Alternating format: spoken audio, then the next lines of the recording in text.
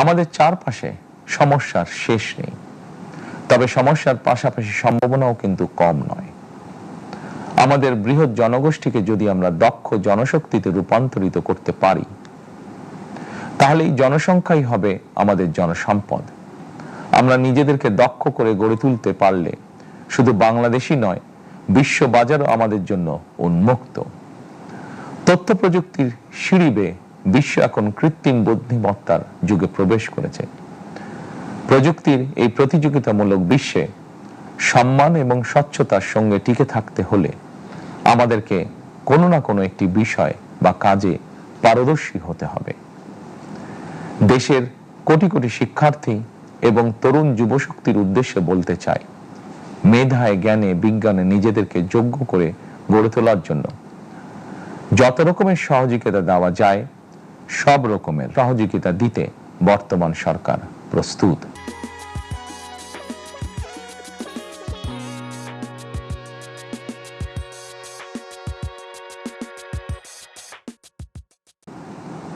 কর্মসংস্থান এবং কর্ম পরিবেশ নিশ্চিত করার সুনির্দিষ্ট অঙ্গীকার নিয়ে বর্তমান সরকার যাত্রা শুরু করেছে।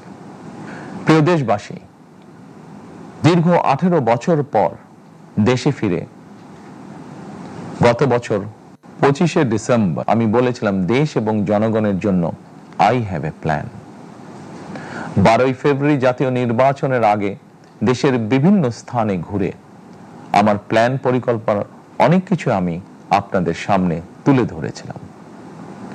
আপনারা স্বাধীনতার ঘোষকের প্রতিষ্ঠিত দল বিএনপিকে ভোট দিয়ে রাষ্ট্র পরিচালনার দায়িত্ব দিয়েছেন, সকল পরিকল্পনা বাস্তবায়নের সুযোগ দিয়েছেন। এখন এই সুযোগকে কাজে লাগিয়ে সকল অঙ্গীকার পূরণ করার দায়িত্ব বিএনপি সরকারের। আমরা আমাদের পরিকল্পনা এবং প্রতিশ্রুতি বাস্তবায়নের কাজ শুরু করে দিয়েছি ইনশাআল্লাহ। অঙ্গীকার পূরণের এই যাত্রা পথে আমরা ভবিষ্যতের দিনগুলোতেও আপনাদের অব্যাহত সমর্থন প্রত্যাশা করি। প্রিয় দেশবাসী, সরকার প্রধান হিসাবে আমি দেশবাসীর উদ্দেশ্যে একটি বিষয়ে প্রতি দৃষ্টি আকর্ষণ করে বলতে চাই। নবগঠিত সরকার গঠনের সুযোগ দিতে যারা বিএনপিকে ভোট দিয়েছেন কিংবা দেননি, অথবা কাউকেই ভোট দেননি, এই সরকারের প্রতি আপনাদের সবার সমান অধিকার।